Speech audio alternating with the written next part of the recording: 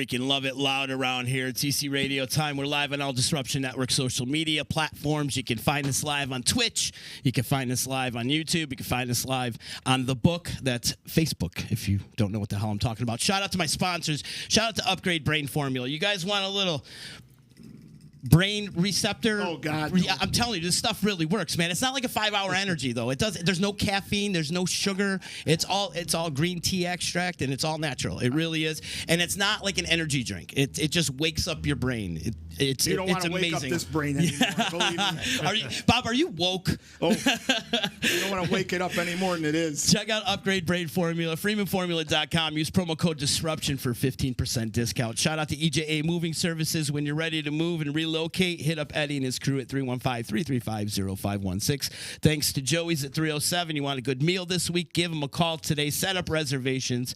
Some Utica Fine Dining, 315-864-3527. Shout out to Utica Coffee, Saranac Brewery, my attorney, Dave Longaretta, and, of course, Ballsy. Ballwash.com. Use promo code members only for 15% discount. If anybody can use some ball wash or nut rub around here, it's you guys that are in my studio right now, especially at Billy Carmen. Hey, Dave Longaretta's my attorney, too. Oh, good. Yeah, Dave's been keeping me out of trouble since, like, 1990. I grew up with Dave Longaretta. Yeah. See? We used to ride the bus together. This is more Utica shit going on in this and studio his two brothers, today. John and Paul. It's crazy. So, Mere Mortals reuniting after 36 years? Probably around then, I would think. Is this the first time you guys all been in the same room together? Yeah. Yep. Wow. Yeah. When was the last time you guys were all in the same room together? And did it end in a fight? No, We all. there was never a fight. 09, we got together. You and I and Billy went out.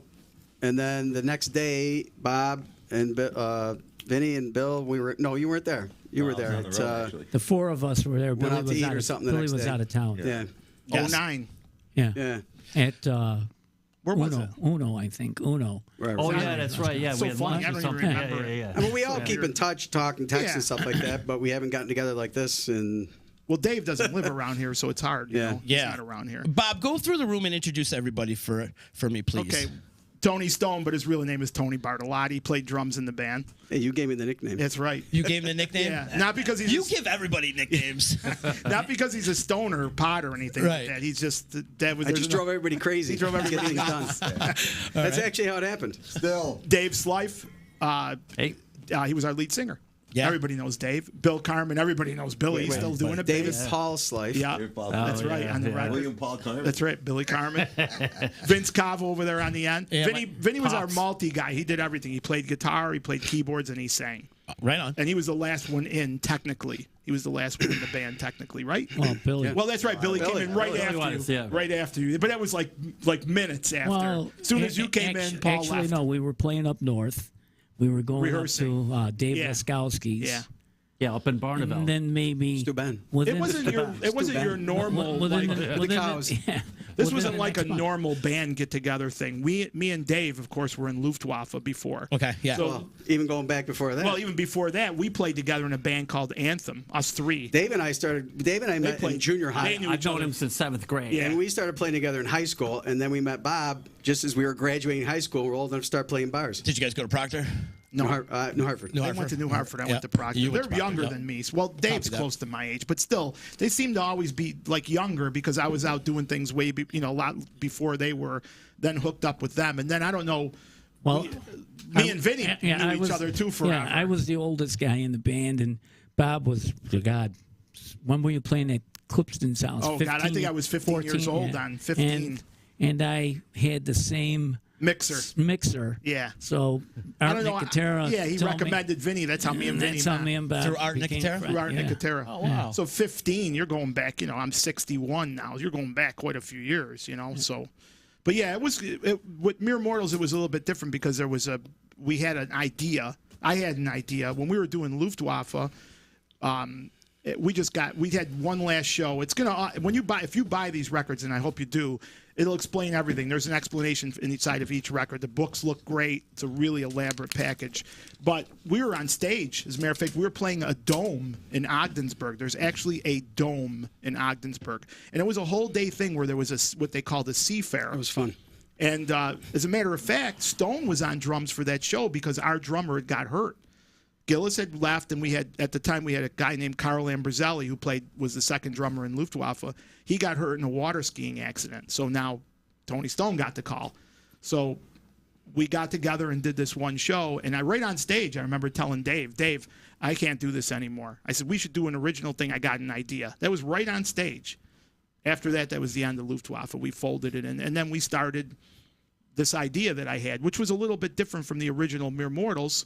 It was going to be a little bit more. Yeah, there you go. Well, right you were coming to a ton of our high roller I was coming shows. to high roller shows. And you were telling me that you wanted to form an original band. I said, I'm game. Let's. A lot of people don't know around here, So, but I mean, there has been a lot of bands that just played original music, but we were the first band to play all original music around here. Really? Like a full night? Full night, Full night of music. originals. The only cover we did was Into the Night because we had recorded that, the Benny Mardones song. But what I did was I really wanted to do something different. So I found a guy, and the guy you would know, he owns Nothing Fancy now, Dave Laskowski. But he had a barn in Steuben, and he had a sound company, and he had all this gear, and he had like a kind of a stage set up. And I said, Dave, can we rent that? And I want to bring the band out and start doing technical rehearsals. So originally it was us three and Paul St. James, who was the original bass player in Luftwaffe.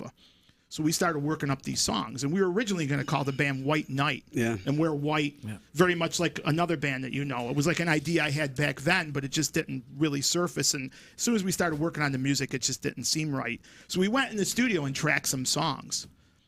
And then out of nowhere, Paul decided he wanted to leave. But when we went in to track those first bunch of songs, Vinny came in and sang some backing vocals. I was actually an add-on. Yes. I was like an add-on. Yeah. And then I suggested, it was so funny because I'll never forget, because Stone says to me, this guy's going to be in the band? He looks like a pizza maker. And then guess what? Guess who became best friends in the band? Yeah. They became thick as thieves, these two. I mean, it was funny because you had to see Stone back then, and people know Stone. You just stereotyped the shit out of him. Well, And they made pizzas together. Vinny looks almost exactly like he did all those years ago. Yeah. But Stone does not look exactly. He looked like Stone looked almost a dead ringer for Eric Carr from Kiss. His hair was this big. Gino Vanelli. Yeah, he had that whole thing going on. So he was cautious. We were all like rock-looking guys. He was like, "Well, who's this guy?" But when he heard Vinny sing, he was like, "Holy crap!" So and then once they met and started talking, they East Utica, they all knew, and they lived. Oh, yeah. You guys only lived a couple miles from each other. Not even. You know, so that came together like that, and then we started. Then the idea of Mere Mortals came into play, and we had gone in and recorded a couple songs. Well, then Paul dropped a bomb and said he was going to go play with a band called Drive, she said, in New York, which was a very good opportunity for him. They were going to tour with UFO. Oh, wow. And Paul was young. I told Paul, go. It wasn't nobody was mad at him. We were still all friends, and I said, Paul, go do it. And Paul was that type of guy. He would go do it. And Paul was a very good-looking guy. I knew he would do good, and he was a good guy and a good player. So he left, and then I was like, who are we going to get? And I had heard there's this guy, Bill Carmen from Rome. You should get a hold of him. So I don't know who told me that. Somebody said it to me. And I said, well, who also is a very good-looking guy. Yeah, yeah, that's right. So I got a call. I get a call into him, and he's got his car packed. He's moving to Florida. Uh-huh.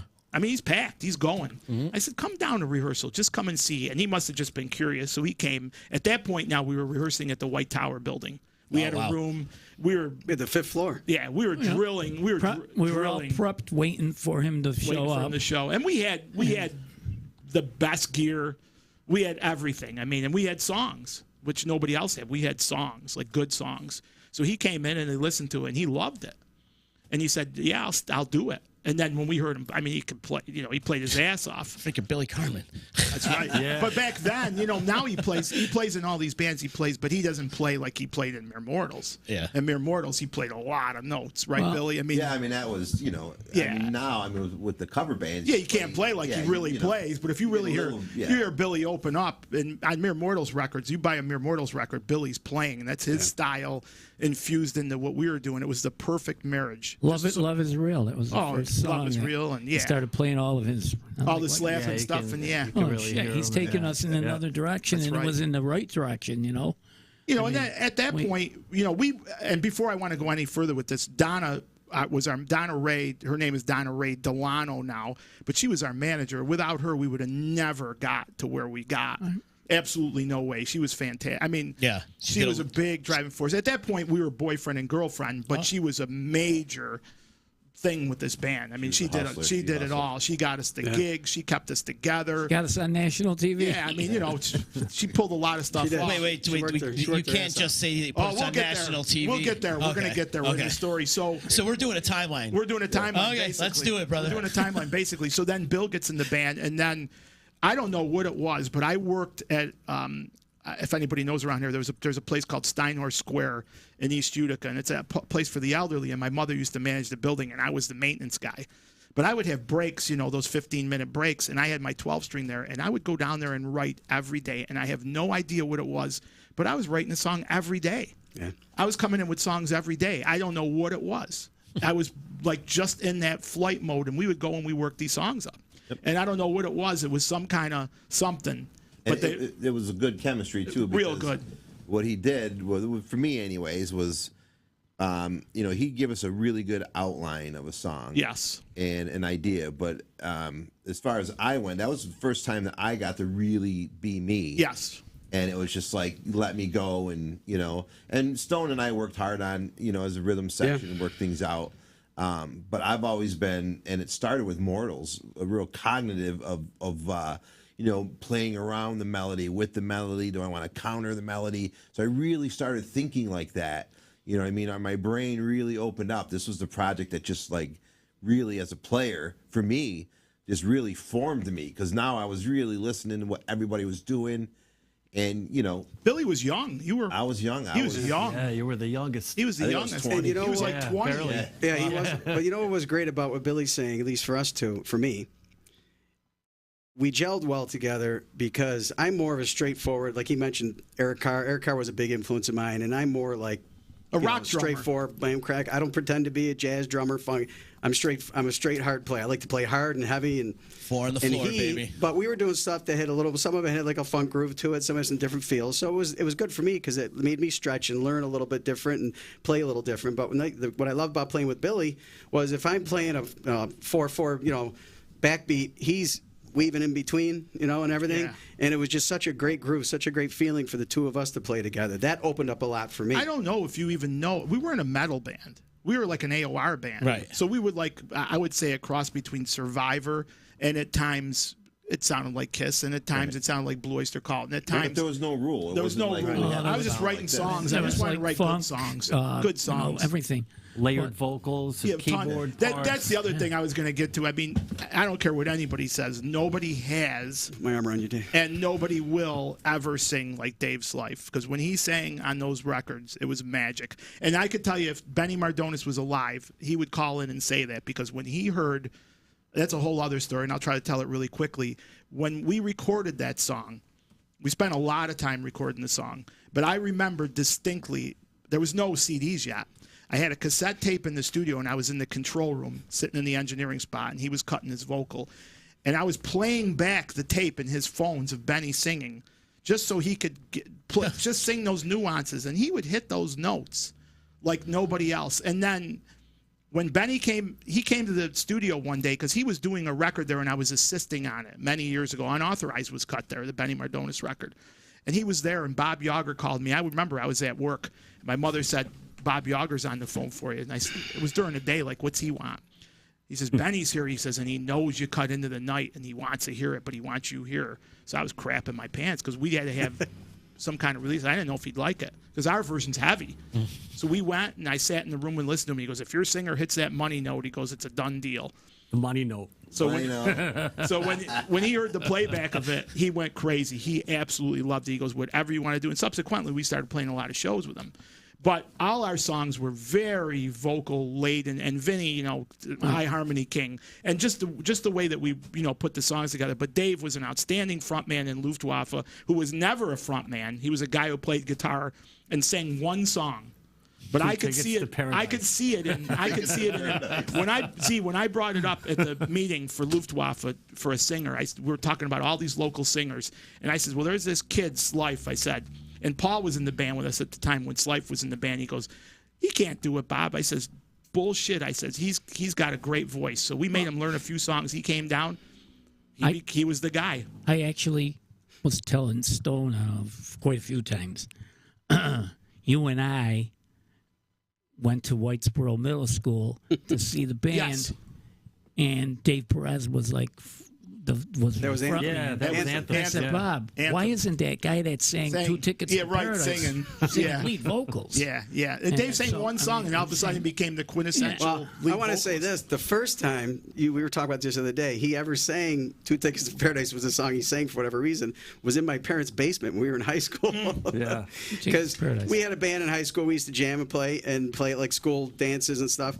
And he played guitar, and he had a phenomenal voice. And I remember telling him, I mean, these guys in Luftwaffe got him to really sing and be a frontman. Oh, like you Bob's have no saying. idea what we did Yeah. in this life. But I remember back then, even Dave, you should sing. You Me should and sing. Gillis used to Phenomenal. stand over him and just browbeat him. Yeah. Right? Because I'm this laid back guy. I don't like being in the forefront. I don't like being up front. And Seriously, Z, we used to stand right above him, sit him in a chair, and go, Like, do not, this you're just now." not heavy enough. You're just everything you're doing is just Yeah. not good enough. You just got to do better and do better and better. And he would by the time he hit the stage, it was just outrageous. But I knew that he was at that point singing Queen of the Reich, singing all these whipping metal songs, Damn. and singing 40 songs a night. We didn't sing. And Zeppelin. And all the set. Zeppelin. We did Yeah, a we whole did set a of set of Zeppelin. Led Zeppelin. He sang all that. Quite but a range. But when it was time to do Mere Mortals, I knew that, that I got the guy to sing these songs. He can sing them. And I tried to write, and I did write everything in his keys. And, he rose to the occasion, that's for sure. You still got the range, Dave? No. No? No, I had a serious motorcycle accident, and I shouldn't even be alive. But anyways, I'm still here. Yeah. I had 2 tracheotomies, and that ruined everything that's going on in my throat. I don't have the falsetto anymore. I don't have the lung capacity because my voice has changed. It takes a lot of air to make one note, and I can't hit the notes anymore. But at least I'm still here. Yeah, So, right. I mean, He's making light of it because he is lucky He can to still be here. sing, and he can still sing. No, but, I heard him but sing. he's Little lucky to be here. I remember when I got the call. You were in a coma. I mean, he had a bad, It was bad bad. It was accident. bad. It was Yeah. bad. He almost bad. didn't make it. Well, and he Dave, broke so many bones. You had plates in your face. Plates. I got 14 I plates in mean, Dave my doesn't face. really look exactly like he did back pelvis back was in the split day. open. Damn. I Yeah. got plates and screws here on my wrist, and then my eye sockets, my orbits are all metal, and blunt force trauma to my head. So I shouldn't be here. They said even just the pelvic fracture alone is only a 50-50 chance of surviving, let alone everything else. So I had over 100 hours of surgeries and procedures. Wow. So now when So- people wonder why we don't do, like people say all the time, are you guys going to do shows? You Yeah, gonna play? I'm not going to be able to do Yeah, get out there and do 15 songs. You know, Right, get maybe out I there could and- get through 1 or 2 maybe, and maybe hit some of the notes, but my music career is over. But at least I have the memories, Yeah. But you could grow some great peppers over Oh, here. yeah, Thank yeah, you yeah. for the ghost peppers. Sure, It smells no like Satan's problem. dick. I can't wait. I can't wait to see if you like those. How do Oh you my know? God. that Oh, they I smell know. Like Satan's Yeah, Yeah, 'cause exactly. I do this hot sauce thing all the time. So I know Well, exactly. apparently he has a point of reference. Right, there's a point of reference out there. when we actually finally finished recording this first. Well, then Paul leaves and Vinny joins. That's basically what happens. And then Bill's brought into the band. He's in the band also. And we started working on, really working this stuff up. Now, nobody knows anything's going on unless you were in that building. You only knew that we were writing and recording songs. We kept it very under wraps. And now I'm That's true, throwing we the did. I forgot now about I'm that. throwing the curveball on me. Bob says you're going to start playing keyboard. Oh, yeah, Vinny never even played. What? Bob, I said no. I did. You play had amplitude. keyboards. He's very amplitude I for it. actually, Jane Critelli, if you know her, I started taking piano lessons with her when we were in the Elvis band. That's somebody you should have on the show, Yeah. Jane, because Jane has done a lot of big stuff. Yeah, and Jane is my family's best friend, my sister's best friend, and so she started teaching me the piano. So I played the piano, and I had the piano. And Bob says, you can do it. I'm going to show you all of these chords that I want you to play on keys. So I said, okay. And then I had this stack like I was We had, you name it, we had Emerson. it. Keith Everything was, Emerson, Lake and Palmer, Rick Wakeman. everything was MIDI led, so he could, we had it all worked out, but he actually had to play the parts, but it was before you could gaff it. We really played, but he did it. He did his, Played guitar and keys. He played Yeah. guitar and keys. He was our utility guy. We needed that guy in the band. And Vin, I have your guitar that you used to play. Yeah, the in Scepter. Immortals. You got It's, the scepter? The Yeah. red and black. Now it's Hamer. Yeah, the Hamer Scepter. Yeah. Yeah. It's called the Hamer Ultimate. Yeah, that's a Scepter. That Is guitar. it? Scepter, Okay. yeah. Hammer Scepter. Card. I got that It was guitar black for and Vinny red. originally Yeah. because I was endorsing Hamer at that time. Right. Vinny, are you playing music anymore? Oh yeah. Well, I was until I got sick. Oh yeah. Vinny was on all four. He's on all the Big Crush records Big Crush, except yep. for one. And then we just recently did the Joe Angerosa, the Elvis Yeah. thing. And Vinny was in that with me. Right on. So So yeah, I'm- he's I'm still, still and I'm kind still of- recording. And he's one of those guys. He says, I can't. You get him in the studio, 2 takes, 1 take, he's there. Two take Charlie over Now here. 1 take, Charlie. Basically 1 take. I mean, but even getting back to Mere Mortals, we had great harmonies together Yeah. all the time too. It was like like when brothers are singing. That's how like our harmonies were. Yeah, Vinny and I, we came up with stuff like, all the time. Yeah, you know what I mean? We actually sang on the Metacopus album. Yeah, that's Yeah, them on yeah. the We Metacopus. did I all, brought we them. wrote and sang all the backup vocals. I brought them in on that. album. Yep. actually, These guys are on all kinds of Bob- records. I mean, we don't want to fast forward, but Bob Slife and I went to a fundraiser. Oh yeah, and we did that. Oh, we we did did those that 3 songs. acoustic Three thing. songs. Yeah, Yeah, that we was did. for Jerry. Yeah, I think we did Night Without That was for Stars, Jerry. and Heroes, Night Without Stars, and Diamonds Cut Glass. Diamond Cut Glass. yeah, we did those. So, anyways, we get the band together, and we put a push on, and the record's getting airplay, like big time airplay, and even charted. Like we nationally? Charted, yeah, we charted. I got the charts we right here. charted, yeah, Vinny's got the chart. We charted on Billboard. Believe it or not, the band charted. Now we're crap. We're like, holy crap. We had a song called Laura, and that came about really weird too because the record was done basically, and I remember calling Vinny and saying, Vinny, I don't know, I'm listening to the record. I get the record mixed. Bob Yager at the time was the engineer. Bob was freaking fantastic. That's UCA, right? UCA. Yeah, He was one of my He was mentors. good. I Great wouldn't guy. even be here without Great him. guy. Yeah. Great. So we get the record done, and Bob was part of our team, really. Yep. And Yep. I'm listening, and I go, and we had quite a few songs, but on vinyl you could only really put 10. It starts to degrade. Right. I says, I don't hear a hit. I told these guys, I don't hear a hit song. I says, I hear great songs, but no hit. Vinny, drive me up to Lake George and just leave me there. Because, I don't drive. I said, leave me there. I took my 12-string guitar. He drove me up there. What are you talking about? Because he would have stayed. I was like, just go. Just drop me off and leave me. So I go to a hotel, and I'm there about 3 days, and all of a sudden that song just happened. It just happened. I finished out the week. I called them. We came back. We worked it up right away, remember? We worked it up right away. We went and cut that song. It was quite a bit different than what we were doing, but that also showcased your style, and the vocals are incredible on the harmonies, the whole song. And then that got us all the airplay. Because I thought that Into the Night would get us, it got us moderate airplay, but the Laura song, because then somehow it got attached to Giving Blood. Always So we were- remember. And I mean, Yeah. Blood. we- I we- always Cardarelli. remember. If- the songs I always Paul remember. Cardarelli? if you listen to both of these I albums, still keep in touch with them. the vocal arrangements, we worked hard on them. Yeah. Yeah. I mean, I don't. I don't want to brag about us, but we had some great harmonies. in Yeah. there. Yeah, And- the- And I on got to those say albums. something too. You're mentioning Laura, and one person that we're all friends with still that helped us out a lot back in the day, especially with radio airplay locally and everything, is Jerry. Jerry, Yeah. yeah. Jerry Jerry Krause. Krause. The doctor. The doctor. Yeah, got- get still some keep love in with touch. Jerry. He got behind it, and He really helped a lot. they were it was questionable back then. You didn't bring a record and they would play it. It just wasn't, there wasn't like it is now. It's still like that now. It was. Yeah. And it was also everybody's playing covers. I don't have to tell you. You were too young, Z, but- some of the popular bands out there right now, that's all they do is covers. I mean, we were a strictly original band. See, how old were you in '85? 10. Right. So you really weren't aware of it. Oh man, That's it. You really weren't aware of it, but we were in rotation. It wasn't like, well, they played your song. Rotation. No. You did That's that song. incredible. You're driving around, you're hearing this song getting played a lot. It's true. They actually the not just OUR but all the Yeah, radio 107 picked Well, up we on that. actually They were had telling go people on. stop calling. Yeah. We're gonna play it. Stop Well, calling. we went on OUR to promote. Yeah, we went and promoted the record. stuff, And then, so. Donna was a genius. We did all these, anywhere we could go do a promotional thing, she put it together. Go karting. Go-karting. Oh, We did yeah, the yeah, go-kart that's one. Anywhere you can get people out. And people would come, and we'd be amazed. Oh man. All these people would show up, and we'd be like, how did it, but we were a machine at that point. And Were you guys out on the road? No, it's the selling thing the about, album. that was the thing about it. We really never went. We did shows, we did road shows, but we never went out on the road because we really wanted to get a deal. That's basically what it came down to. And Gotcha. we were off. There was offers on the table, but we really wanted a deal. But my thoughts were, there were a few people out that had one album out. Because back then, vinyl isn't like putting out a CD. You couldn't, not everybody had vinyl. Vinyl was very expensive, and it was quite an undertaking to do it. Still is. So I said, now it's even harder.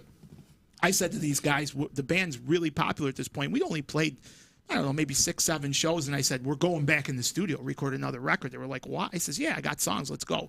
So we started writing. And then, thank God, Vinny and Stone started coming up with material, too, because I was like, we needed songs, But I had a lot of stuff, and they had stuff. So we got back in the studio and started recording Immortalized. And I thought to myself, well, once we put 2 out, it's going to definitely solidify the fact that we're the real deal. At that point, things got way out of hand because now we get an offer to do a national TV spot after that comes out, and we go do Dance Party USA.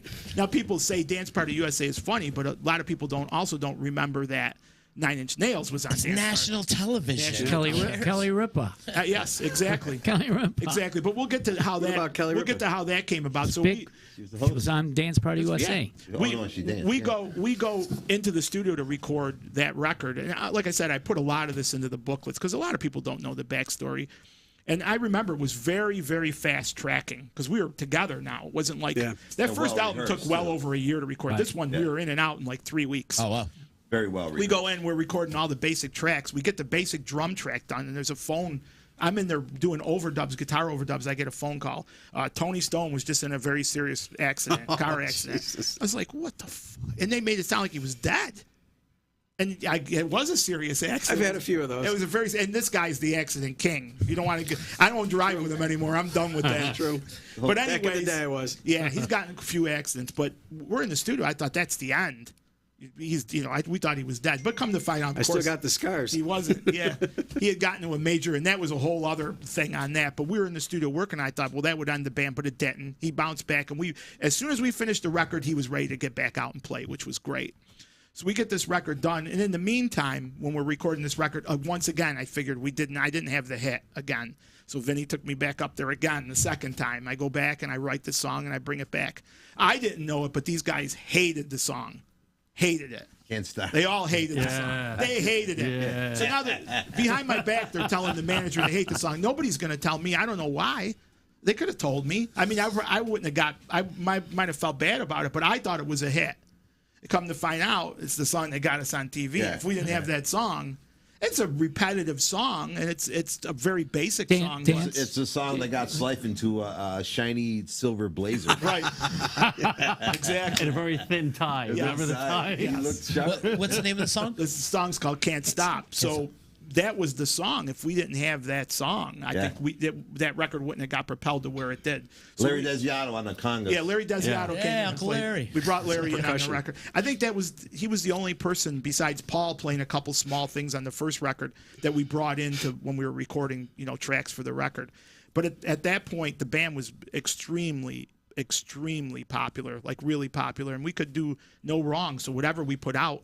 But Can't Stop, I think, was bringing us to a different place. The first album had some heavy stuff. Second album was really going into more of an AOR dance type thing. Yeah, definitely. And, with a twist, though. With a twist, yeah. Was Pale White Stare, Morning Light was on there. Yeah. There were heavier songs on Breaking Up was my most favorite song to sing. That was, I think, where I sang the best ever on that one. If you buy these CDs, and you should, Slife's vocal performance on the refrain part, Breaking Up is just gives me chills every. When I tell people, when they say, "What's your favorite vocal part in a song?" I send them to that because I remember where you were. I remember where your head was then. Well, why was the song written? And it just was like he's saying that with the most emotion I've ever heard anybody sing anything. See, they would come. I mean, bar none. They would come in with they would come in with problems, and I was really looking for things to write about. And then when he told me what was going on with him, I said I could write a song about that, and I wrote this song "Breaking Up." And I remember bringing it into him, and it struck a nerve with him. It was perfect for him. That's why I was able to sing it with so much emotion because it had to do with a relationship that ended badly, and so he knew I was going through a lot. So he just wrote this song, and it just struck a chord literally with me, and I was just able to belt it out. That song live too, it was chills. Yeah. Oh my God, we played that song live. I get that whole part. It's a great song, but that whole part gives me chills. Yeah. He went in I'll never forget. You went in a dark vocal booth with sunglasses on. Yeah. Yes. Yeah. And we Yes. sat in the control Totally room pitch and we're black. like, whoa. And you know, the other thing to bring it, just to bring a little bit of the recording aspect, and back then, nobody had the thought. I says, you know what? I'm putting Stone out in the front room. So he played in this big open room to cut his drum tracks, but nobody was doing that That's then. some John Bonham shit, though, right? Yeah, but nobody around here was doing it. And Bob looked at me. He goes, "Geez, we're gonna have to get a snake." I said, "Look, Bob, I want to because let's bring them out into the live room and cut those tracks." We did not do that for the second record, but the first record, the second And record. Paul was out there, I think, with me several times when Paul recorded some of the stuff, and then Billy. Yes. So we did. That was an aspect. And when you listen to those records, they stand up. The guy from the record company is called Heaven and Hell Records. That's re-releasing the record. And he told me, he goes, you know, Bob, I spent a lot of time listening to these records. He goes, and you guys should have made it as much as any of the bands that were out there. He goes, so these songs are phenomenal. And the production for back then, he goes, and how old were you then? I said, I don't know, 22, 23, right around then. And he said, well, you know, how did it? I said, it was just the way it was. I had all this stuff in my head, and I had all the right guys. Because, you know, we just got in there. And we had Yager, too. And we had Yager. Bob was great. He wasn't afraid to take chances. I'd say to him, he'd look at me funny, and I'd go, come on. He'd laugh. Yeah, he'd laugh. He giggled a lot. Yeah, at he us. did. Yeah, he did. We should have seen it. Because a lot of I'm like, You want we to do didn't what? know. He goes. I kind mean, of Bob was understand more where he's on- coming from. Yeah, Bob was more in the know when he came to the studio. He had done more. But for like a lot of us, it was just, you know, we'd never really worked in the studio before. So we were learning and figuring it out. Right. And Bob was just funny. He had that quiet humor about him, and he just laughed. We were a good team. We were very good friends. We were a good team. He was really just, and I wouldn't be where I'm today without him and Bill Scranton, of course, too. Those two, Oh, yeah. Bill, yeah. those two my God, guys. I mean, those guys were super mentors. Yager was kind of a little bit more personal with us. Yeah. Yeah. I mean, he really was. He was a big fan of ours. He was a genius. He passed away of cancer. That's what happened to him. But boy, was he was something else. He was a good guy. Great He was a guys. really good guy, and you would never think it because he was super country background, but he knew what was good. He knew, and he wanted to work hard when the material was good. He pushed me a lot in the studio. He would say, "Don't let the production thing take over your guitar playing. Play guitar. I got all this covered. You just play guitar." And if he didn't say that, who knows? Because I think that second record is to me. I mean, there's really good moments on the first record, but that second record is really a triumph. Well, When I listen that's to a it, I think coming to of age. myself, "Oh my God!" Yeah. Even now, and I didn't listen to it for years and years. I wouldn't even, not because I was mad or mean, or just don't put it on and listen to it, But then when Right. I had to sit down and remaster those records, they were done years ago. I was like, holy crap! We were really the band was really firing on all cylinders, and like I said, we were a machine. I mean, we got to a point where we actually rented a space up on Genesee Street, and I think it's called the Tower, the building now. Yeah, but you remember what we called it? The Mortals Mansion? Yeah, Mortals Mansion. It was like a mansion, and we rented a very big space there, and everything was going on through that place. So let me get back on the timeline. So people are probably wondering, well, what happened? Well, what happened was Dave left. So once Dave left, things got a little scary. We needed a singer, and all those songs were written for Dave. And he kind of left auspiciously because he left on a relationship thing. So not everybody was very happy when he left. It wasn't a planned thing. Right. It was just something happened. that, yeah. Yeah, it just happened. And, Dave was always the guy who followed his heart. But for us, it was really tough. I mean, because we were a family. We were a couple of years in this thing, and things were really starting to happen. We went and did Dance Party USA knowing he was leaving. It was very difficult. Like very, very difficult. The last show we did was opening for Taylor Dane Yeah. in Philadelphia. Yeah, that was in somewhere Philadelphia like that. at Pocono Downs. You mean is where it bailing was. Taylor Dane? Yeah, out? I know. Yeah. And these shows weren't shows that there were like 30 people there. There were Right. thousands of people at these shows. We opened for a lot of national acts. Yeah. I mean, back in the day, and this was in the 80s, we opened for Blue Oyster Cult. Thank God. Thank Buck Darman, Donald Rozier. We opened for Blue Oyster Cult. We were talking about that before. We opened for the Outlaws. We opened, remember the band Zebra at the time? Zebra. We opened for them. Foghat. Opened for Foghat. Patty we opened Smythe. for Patty Patty Smythe, Smythe. who was huge at the time. Greg Who else? Allman. Yeah, we did that show with him. Yep, Greg Allman. Eddie, no, that was when I was in Benny, Zoe. bunch with Benny. Benny Benny Mardones, is a lot of sometimes, stuff. Ben Benny. Mardones, we did 3 or 4 The shows. Benny shows. There were good other for us. shows. There was a band Little America. Remember them? Yeah. They had a couple hits in the 80s. Played with them. And then we did all our own shows, and I remember playing at Vernon Downs, like where yeah. it was like on the deck. Like I have photos of it. It's absolutely amazing because we didn't go out. We went out staged. we had a sound company we used to rent from Albany.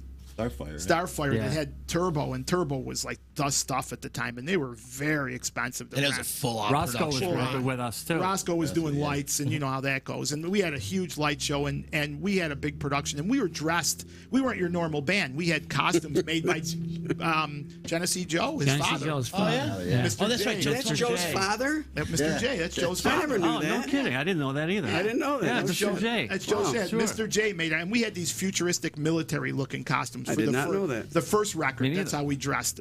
And then we also dressed in ninja outfits, and Dave would dress in a gi, because these two guys are I don't know if you know that, but those two guys, especially Billy, is Billy. a kung fu guy. Billy's a trained killer. Yeah, and Dave was with him at that point too. So We started together, but he continued on. yeah. And he had his own academy, actually. That's, So we had that whole thread running through. Not me and Vinny and Stone were doing it, but we were there with it. You know. Funny story. I was just talking to Dave about this the other night. When Billy first joined the band, we used to joke around, at rehearsal. We'd be practicing. I remember he and I used to wrestle.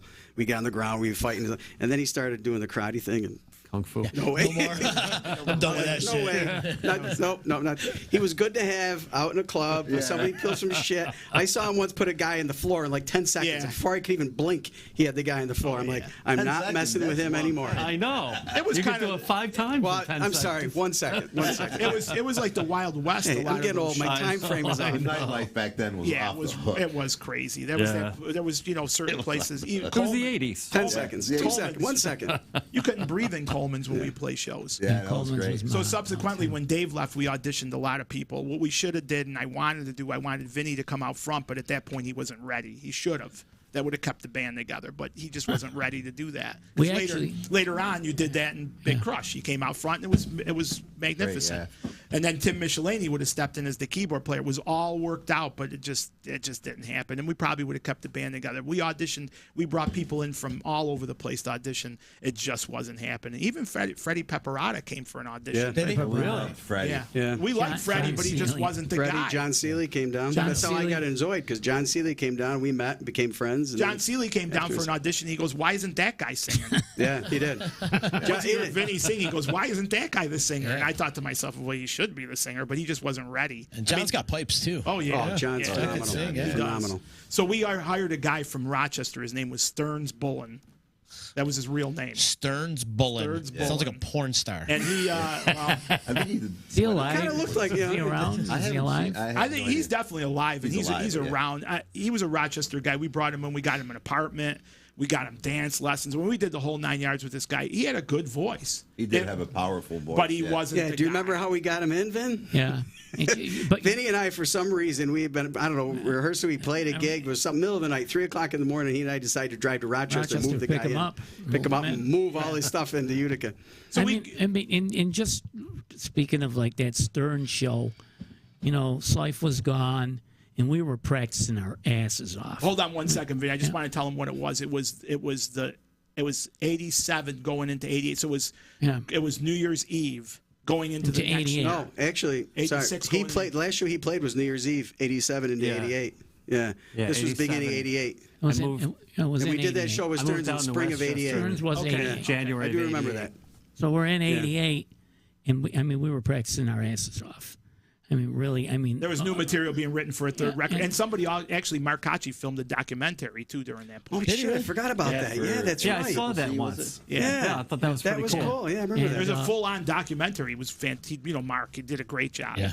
And that never came out because it ended up, going down the tubes. But we did that show at Coleman's, and all of us looked at each other and knew it was it over. was over. But that show was packed. I mean, But it was like packed. that, There were, so you it couldn't went even fit people in there. It went from a Yeah. show where you couldn't move in this show, and the kid did okay, but it was right. We were getting ready to go on stage, and I looked at him, and he had a pair of black leather gloves on. It was like, Yeah. what the? Get those off! I told him, and he would fight me on things, and I hated that. Because he was the new guy. Yeah. He was coming into a great gig. I told him, get those gloves off. And then he appeared on stage with those friggin' gloves on. I was so mad. You have He no made idea. a It just comment didn't- about it. He made a comment about He it told on me I stage. couldn't wear these gloves. Yeah. He was a very It theatrical. Sounds like a Shakespearean It was guy. He He was was. very like Shakespearean. Yeah. He had that vibrato. You know what I mean? He could do Queensryche very good. I He's was that- going to say that type Jeff of Tate guy. type. Tate. Yes. He had a great voice. Yeah. He really did. But the chemistry wasn't there. That's You what I was can't going to force say. chemistry. Yeah. You know what I mean? You just can't force And we were chemistry. desperate. We took a guy. We were very desperate. And I don't know, maybe subconsciously I kind of knew that we were getting near the end of the You duo. know, he, in Stur's defense, Bob's right. He was very talented, phenomenal Very. voice. Yep. It's just as far as the band relationship inside the band, the chemistry didn't. But his really voice fit. didn't fit, my opinion. Slife like sang out. I mean, Well- his the way he like his vibrato and all of that, it like bothered Well, me. we hated it. But the thing about Dave was, He had a different style of Yeah, singing. yeah. yeah, but That was a different style. people thought that Dave was a metal singer. He was not. He No. was an AOR singer Yeah. that became a metal singer that really then became an AOR Actually- singer where he should have been. I thought it was the other way around. I was a metal singer that became an AOR singer. No, but- Because I Well, loved yeah, but think Udo about the, Dirkschneider yeah, but and think about Klaus the first thing Meine. you And, sang. You sang 2 Tickets to Paradise. Yeah, I know. You started there. We brought you to this metal that thing, and but Stairway to Heaven. exactly. too. And then when we got him to when it finally came into Mere Mortals, that's where he sat well. I mean, he sat well there. like, That's like where he everything sat. was us 5. Yeah. I mean, we were like the Beatles of Utica. That's basically what we became. You know, That's seriously what we though, were.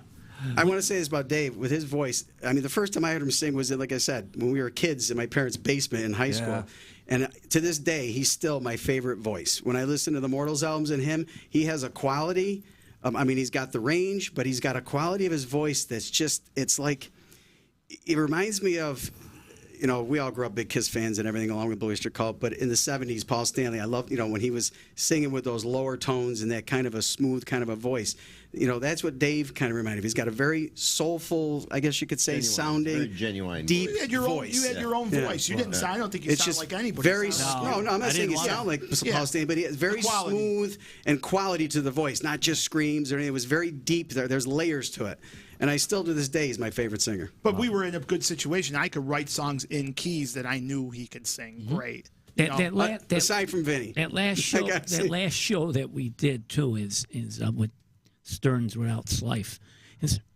I don't remember the timeline, but was it like 4 or 5 months after Slife left? Had to be. Well, yeah, it was. Something. He left in New Year's Eve was his last show, and that show was like spring, like Yeah. April or so. Yeah. But I remember I wrote 2 songs and we did them. Yeah. Yep. And one was Slife might not even know that about Slife Yeah. leaving. Yeah, since you've been gone. Yeah. Now that you've gone. It was called "You Son of a Bitch, You Left." Yeah. I mean, you know, we were kind of, you know, looking back in retrospect, we were kind of like pissed. You know what I mean? We were definitely pissed. And that's, you know, we I had were, no one to go fishing with. yeah. I know. And Billy we- and I, Vinny Not and that we I, ever we used to caught go anything. fishing all the time. And we, and then Bob says, look, I don't think Stearns can sing this whole song. You got to split it off with him. And that's something that we never did before. I was trying to get him to sing. I was trying Yeah. everything to get him to come out But- front and sing. He would have I handled mean, but it no then, problem. I mean, the feel just wasn't there, and we all knew it. Yeah. You know? But then we were hanging around, if everybody can remember, waiting to try and to keep this thing together with the 4 of us. Yeah, it just And wasn't. say maybe Slife's going to come back from New York, or who knows. Well, you know what happened at that point? I says I'm opening a studio, and here you have Ak Rock. That's exactly what That was the happened. birth of Ak It was Rock. just like overnight. That's I just when I said, I that's was it. there every day plastering Yeah. and Yeah. put up Me more and you. shit. Yeah, I worked Lenny with Milano Vinny in did a the lot of day. work there too. Yeah, a lot of, And then the studio came. So right after that, in '88, it took like 26 weeks, and then all of a sudden that's when I started doing that. So he totally turned off something and then jumped into something. I was like, it was like, what other band am I going to do that's going to be as good as what we just did? And for- things were changing drastically. You know, things were changing really I drastically. mean, but people were always asking about us. Oh, sure. You know what I mean? After our be honest, band they was still broke do, up. man. We you know, kind of it's went out like really crazy. weird. It was a show that was Yeah. sold out, and people were coming to me. Yeah. They thought the kid was great, Yeah. but we hated it. Yeah, we hated it. We hated it. I was like, I'm not going to do an album with this guy. There's no way. And then we sent him back and take your stuff, and he left right away. He Yeah. got out. You know, thinking of that, you're right. He should have came out front because I mean, I don't know if you know this, but Vinny does have a phenomenal voice yeah. and an yeah, he's got a incredible great range. voice. yeah. Yeah. It's like I break his chops. I call it the voice of an angel because he's got this high pitched, just phenomenal voice. Well, he did Phenomenal. it. He When we does did- all the high harmonies. When we did Big Crush, Vinny's all over those records. Yep. Couldn't have done those records without him.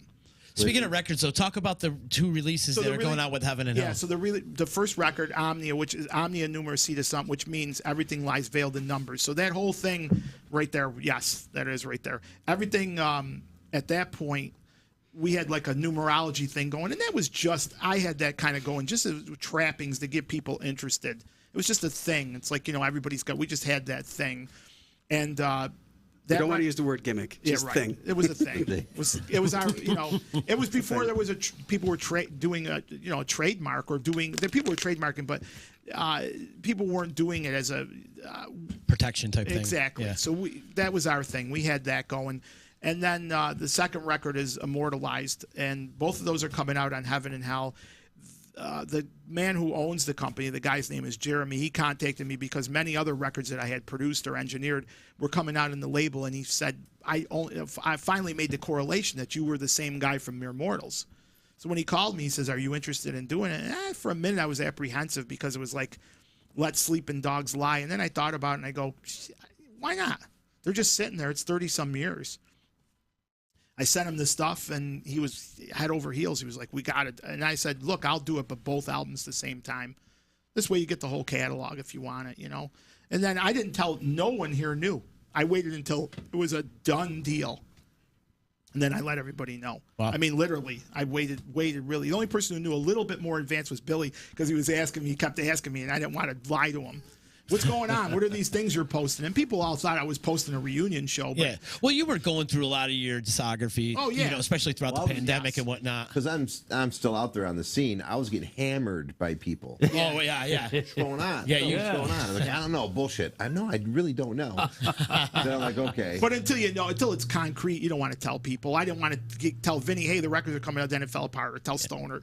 I wanted to make sure it was a done deal, and it's a done deal. It'll be out hopefully by the end of the month. Jeremy's posting a link right now. Okay, good. It's in the description here on Facebook right now. He's throwing it out there, and what I'll do is I'll copy it and put it in the description of the podcast and all the other platforms too. Yeah, so that's basically what came down. It was a good catalyst to get us all together. Bob, we also did a song after the band, or before the band broke up, or maybe 10 or 12 years later, that Slife sang No Reason. Yeah, it was one of my tunes. He came up and sang on it. It was kind of like, do you remember? Yeah. No Reason? Yeah. It was like a great song. Yeah, I still got it. That could It's be still like there. Immortals release. Yeah, it's still you there. remember when you did that? How many years after you did you did do a it? song. You wrote a song called "Old Girl" that was really good too. I still remember the lyrics to that. Believe it. Yeah, we rehearsed that. Yeah, That was a Stern song. Yeah, we played it. We played it out. Oh, Well, girl. you wrote it. Yeah. And I remember. I remember the lyrics. Yeah, That was before. we played it. But that No Reason, like that was like 10 years after.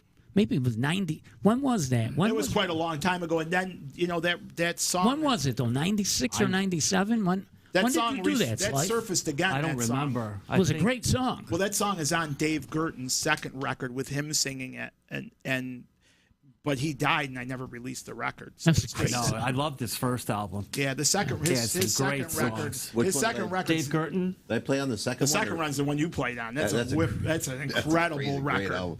But I just can't bring myself to put it out because he's dead, and he's the singer, and Mish is on, and he's dead. Yeah. So it's me, Billy, Lenny Milano, and Dave Gerton. Who was on and No Mish. Reason? Lenny Milano, Billy, myself, And Dave. he sang a vocal. I brought him up to sing a vocal on it. He sang the lead vocals on that Well, he song. did originally, and then we scrapped that whole thing, and we used it on Gerton's record. But Dave still does the scream on Gerton's record. Yeah, Oh, really? That's still there. Yeah, Yeah, because somehow, Gerton couldn't do the scream. So somehow, somewhere, I have a copy on a cassette tape. well, I'm sure I still of have No Reason I'm with sure him I still singing have it. I still have the master whole track song, somewhere. yeah. But yeah, I mean that Gerton's record. I every once in a while I put it on and go, "Geez, it's a fantastic." I mean, think about it. Joe Bonamassa played on the first one. The first one, yeah. With other guys from Utica that were just like Well, phenomenal Utica guys. and George Rossi and everybody that anybody played on Yeah. Gerton's first record. My man yeah. George. Yeah, yeah. So yeah, This is great. So it's going to be released on pretty much digital platforms, It'll or be is on it going all to be the- physical copies? there'll Or? be physical copies, and he'll have it on. I'm sure he'll have it on the digital platforms too.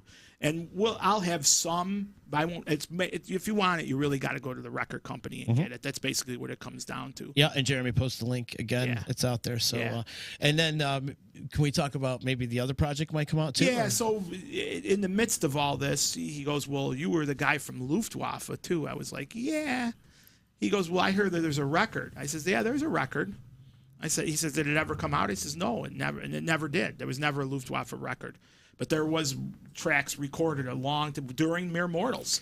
Yes, Tracks were recorded. scratch tracks. All the basic tracks were recorded. Drum tracks, especially. Yeah, all the basics were recorded back then because me and Gillis had said, geez, we better get these things down on tape or they'll never be around. The band was gone at that time. It was like 86, 87. Yeah, so the band had been broken up for like 3 or 4 years was a lot before all this came about. And I said, oh my God, I don't even remember the song, the lyrics. He didn't even want to do it, I remember, because But- you and Paul were kind of on the outs then, too. Well, not really. Yeah, I Nah. remember there was friction when we recorded those. You guys were you guys were always No. kind of weird. Nah, we never. Paul and I never had a problem. I don't know. You guys were. I don't know what it was, but there was some kind of weirdness when we recorded those tracks. I remember maybe it was Paul. He was just weird. It was weird when No, we I recorded those never had a basic problem tracks. with Paul. It was a very, let's put it this way, it was stressful when we recorded those because those songs were hard to play. They were, and we only did it in one night. One Remember, night we cut did it all for the like basics. 6 Remember, hours, and that was after a Mere Mortals. You've never heard practice. any of that stuff. That's like King Crimson meets like Motorhead. Motorhead. Yeah, right. I mean, it's like really, Really, it's like really, really very unique. Very. Remember when That was another all original project too. I mean, we did covers, but we loved our own originals. Yeah, So. we never took it serious though. We were just out playing just to be crazy. Yeah. We could. That's a whole other podcast because there's insanity. Our that band, comes Oh, with yeah. that. our band had some, like, Slife sang a song called Life Alone, and we called it Slife Alone. Life alone. Yeah. And not only that is when this beauty came in and like we're all like looking saying holy shit, Paul Schulich is playing, I mean, He played like a rock bass player. Yeah, he's a great player. He's a great player. was a rocker. Yeah, You know what I mean? yeah. Bill Carmen was all over the place, and Love Is Real. If you listen to that yeah. song, he's all over the bass. So Laura, too. everybody looked at it and said, Zod has feel. Yeah. Because Paul Schulich's name was That was his Zod. nickname. Yeah. Everybody had nicknames. And then we're saying, wow. You know what I forgot to mention? It was a key thing, and it's a funny story. Is when before Bill joined the band, he almost didn't join for one reason. Do you remember what that was, Bill? I don't remember. He came up to me after we got done doing the rehearsal, and he goes, I really like to join the band. He goes, and I like the drummer. He goes, but I knew you were going to say this. he goes, No. what's up with this guy? I remember now. What's up with this guy Stone? Now you have to know Stone. He is the straightest arrow you ever met. He's the straightest arrow you ever met. And he goes to me. He goes, he's got some kind. Does he have a coke problem? Because he's always sniffling. He's always going. And he had a tick. That was a tick that he had. We all knew it. I got my son was diagnosed with Tourette syndrome at Yeah. 3 years old, and I asked the doctor, "Where did he get it from?" He looks at me and goes, "Well." Yeah, right. Hello. So now So you didn't. I never that's- knew I had it. That stuff we never talked about. Well, We we used to call him the poster boy for Tourette's. but Joking around. But You know, we didn't know. obviously it Nobody became even serious, nobody but- even talked about that back then. It was Right. years and years ago. But that was a big thing, and I remember he was like dead serious. He says, I I really wasn't down with that. You know what I mean? Yeah, he was- I He thought he was a- okay. yeah. We all had our crazy little quirks. Every one of us, Yeah. And we were, but But that was a I funny dealt with story. enough crazy drummers. I didn't need another Well, one. you had just come out of Night Train and think that was a Oh mess. God, yeah. That was a mess. Billy, you're still dealing with crazy drummers. Yeah, I love. So that wasn't true. That wasn't true because That wasn't true. I can honestly say I've never. I mean, I've done a lot of other things, but I've never done coke in my No, life. no. Not for any other reason. I've never done it. I know a lot of people that have, and whatever. I've done a lot of some other things, but none of us really were into that stuff No, that much. no, I mean, no. we'd go out and have a few We're very beers. focused, yeah. You know, I'm in high school. Dave and I used to smoke some pot. I mean, that was basically it. I mean, nothing ever more than that. But am I crazy in the other way? Oh my God. Oh, he's the worst he's the driver. first- Don't ever drive. And his No, that's gotten a little better closet, over the the first time he saw his closet, I've never seen Stone is because he's OCD. There's no doubt about it. Oh, God. His closet goes from white shirts The whole spectrum. Well, all look the way at up him. to black He's the only shirts. one here dressed. See, the other thing. looks good. How you like that? See, the other thing too, which was great, is I used to make Stone sleep with a metronome. Yeah, he did. That's true. a true story. It's true. He would go to sleep at night with the metronome. I drove this I used to worker crazy. Honestly, I like stick it in my ass and just listen to the click inside me all the time. I drove him No, nuts. See? that is true. I have to say, and it helped me out a lot because, It did. like Billy said earlier, we were young. I was 21 years old at the time. We go in the studio, and all of a sudden it's like, okay, Yeah. it kind of hits you right there. Sure. It's got to be on, Remember what you used to do to us, trying I to really get- got to click. Yeah. Be in the Oh, studio. go like this, and then- Oh, don't even. Don't even. He had Please the don't. cleanest drum set in the world, and then No, Bill look at that. Bill would. We'd be playing a gig, and I'd go. No.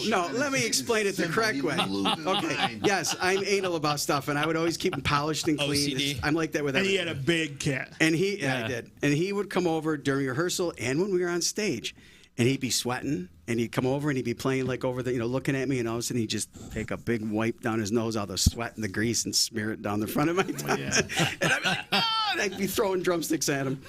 Another thing that shouldn't be remiss here is we had parents, all of us, Oh, yeah. that supported us like you couldn't love that. imagine. That's super important. They believed in everything we were doing. I mean, and Yeah. just were 100% behind us all.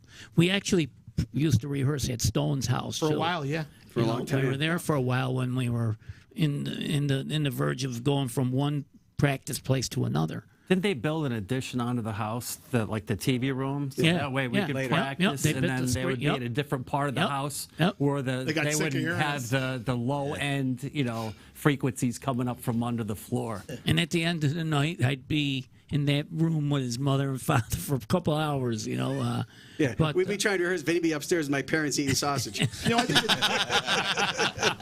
Sausage and oil. I think it's important to say too that I think I'm not bragging or anything, but I think we influenced a lot of young musicians around here. I get that a lot. I mean, I think we did because Yeah. we rose the bar to like a really incredible level. And you've seen it for a while. And there was a scene at that point. People were recording original music. There was actually a scene. You know what is I started after the band split up. I kind of like went into an avenue, and I didn't want to play music anymore. Right. I didn't want to play music anymore. I mean, I was the oldest guy in the band. Okay, Now he's I'm youngest. I'm 5 years older than me. than Bob. Yeah.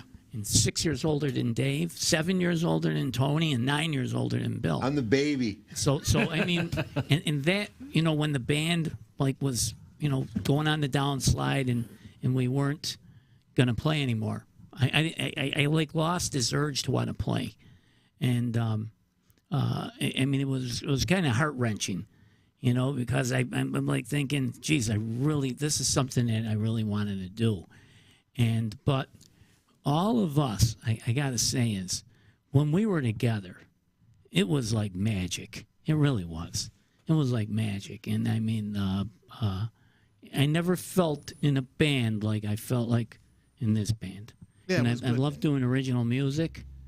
And I mean, it was just, If we could go back, I would be a little less brutal than I was pretty brutal. yeah. No, you were a peach. Yeah. I drove It's good that you can admit it, though. I drove these guys crazy, Yeah. but we were shooting for something. I mean, Oh, we were big really. time. I mean, I drove them friggin' crazy. Well, you had a vision when you wrote the songs. Yeah, I knew what I wanted, and I knew that we could. I knew we could get to where we had offers, but then it just all kind of, once Dave left, it was done. We had stuff going on. Something was going to happen. I mean, we're really building to a climax, but.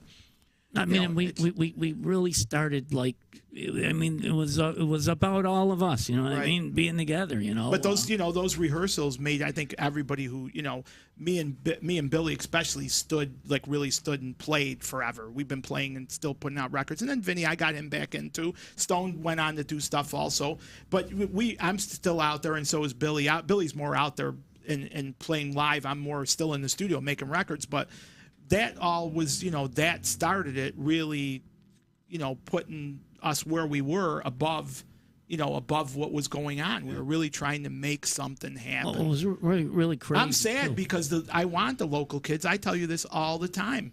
I wish that I think we only have one or a couple. I know I try to get out and see all these local bands, but to see the level of commitment that we had back then. You just don't see it now. Yeah. I think the only kid out there, I think right now, in my opinion, and I could be totally wrong, is that Carson Murphy. Oh, he's great. That kid there, man, he's a hard. There's a couple, kid. but there's not too many doing originals. No, but that kid with that band, those Yeah. guys play all night long. Yeah, they're great.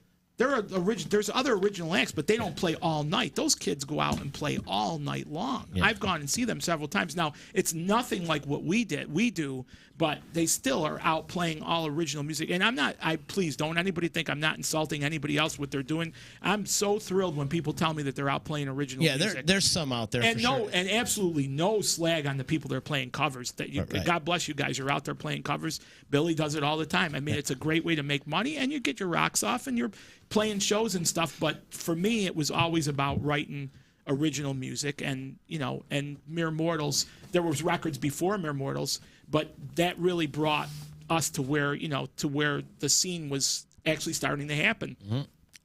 Then, unfortunately, things change, and it just didn't continue. I tell young people all the time, young guys, to talk to me and stuff, and it's embarrassing, but they call me a legend. You're a legend. I'm Right. not a legend. I'm just Billy Carmen, and. But you've been around forever, and they ask for advice, and I say, you know what? Write your own shit. Right. Even if it sucks. Is he a legend? Keep writing it. Is he a legend? Would you Yeah, call him a legend? yeah. I've had him on Billy's this a legend. podcast a few He times. was a legend actually. before he even Yeah. joined our band. I blew his head up a That's how couple they- times. But that's all. I mean, not not being having a big head around. But that's. Did you drop your mic? Did I? Oh, I dropped my mic. Yeah, you did. I'm sorry. Did you have something to say?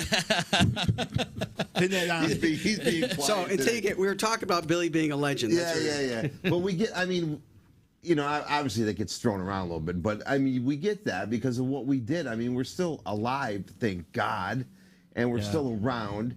And some of these young kids that were literally, some of them not even born, well, most of them not even born. We were, working our balls off.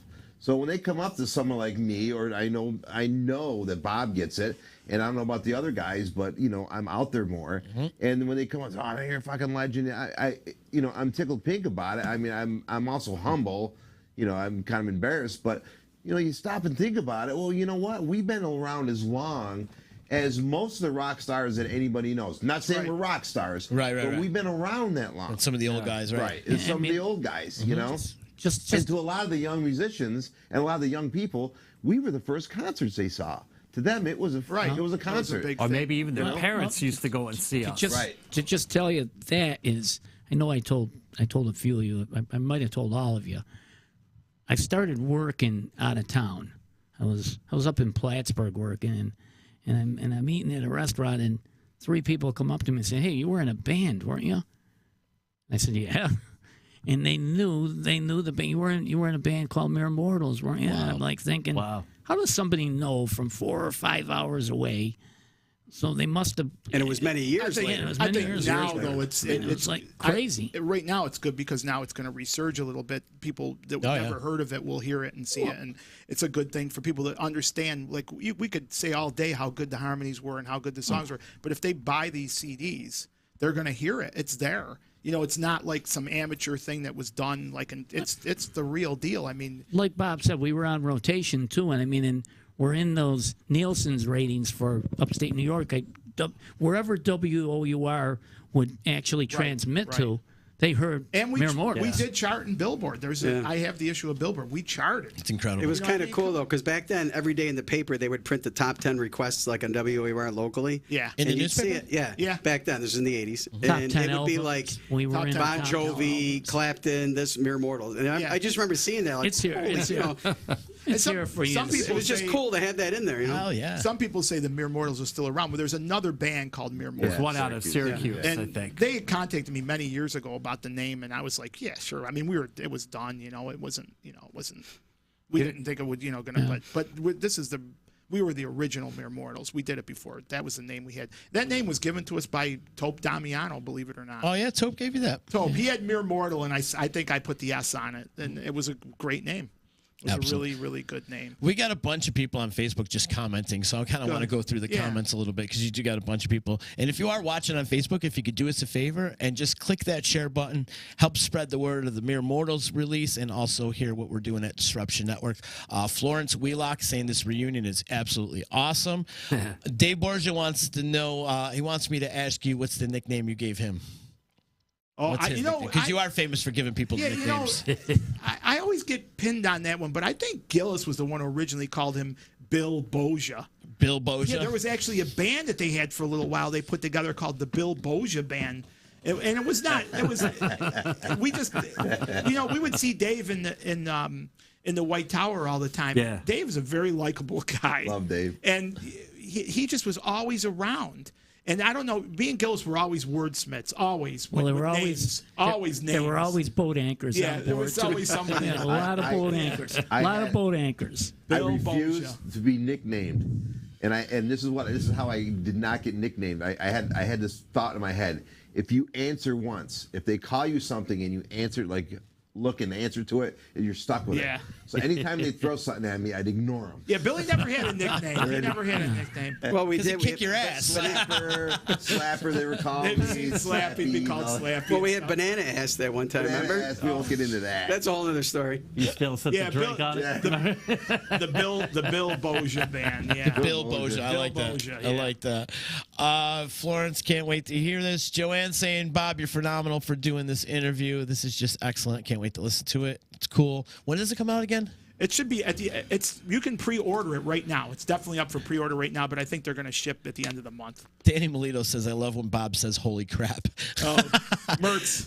Mertz, what's up, buddy? Good to Mertz. hear from you. Joanne, this interview is exciting. Just so damn cool. Thank you so much. Christine Galso.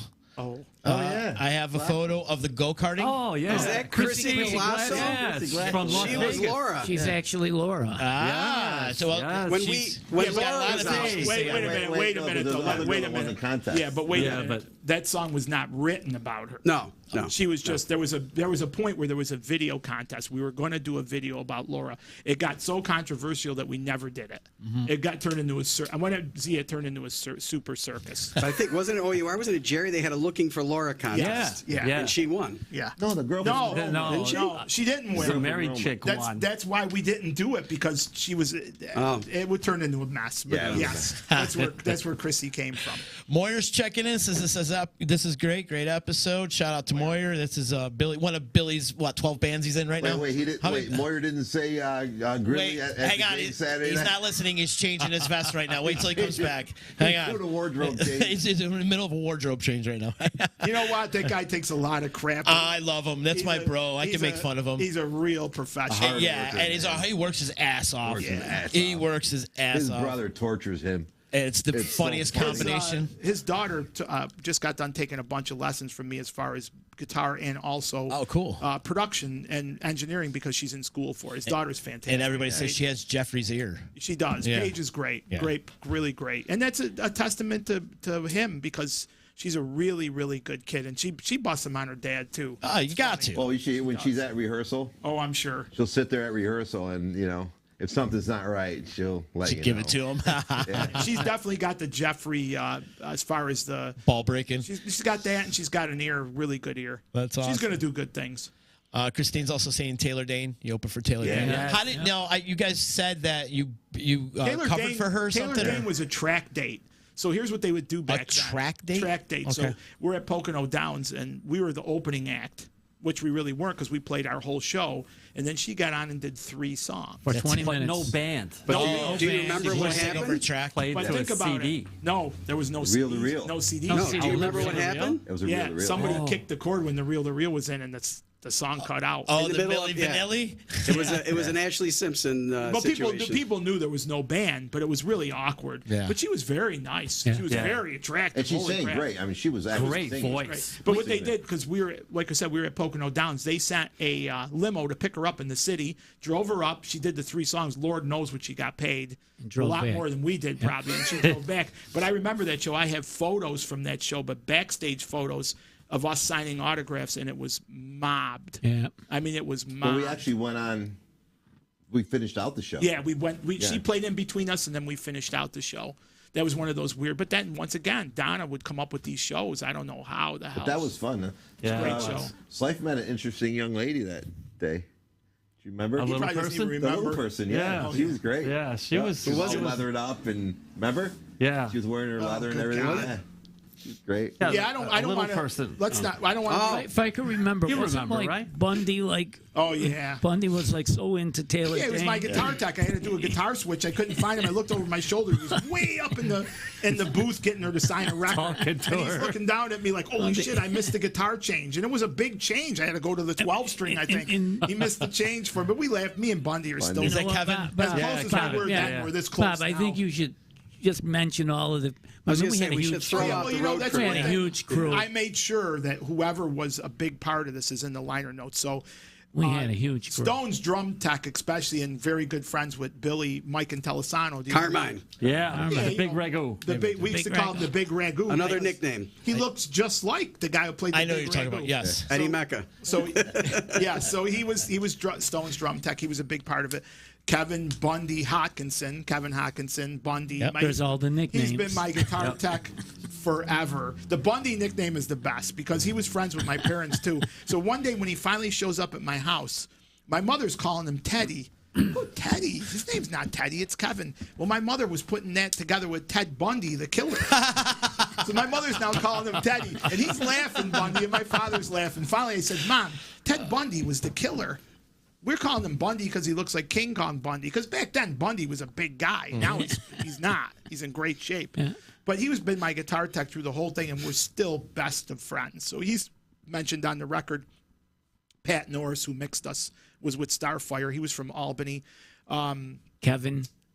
I don't have him listed. I only have the people that Roscoe. were really there. Roscoe, of Roscoe, course. yeah. Roscoe was there and very dedicated when we were What about doing the Skippy? Mere Mortals. Skippy. Skippy. Nah, They were Luftwaffe guys. Luftwaffe. Yeah, they No. were. Well, they were Skippy they were were in and Luftwaffe. out though, helping us. Yeah, but Art Pape. Stamina.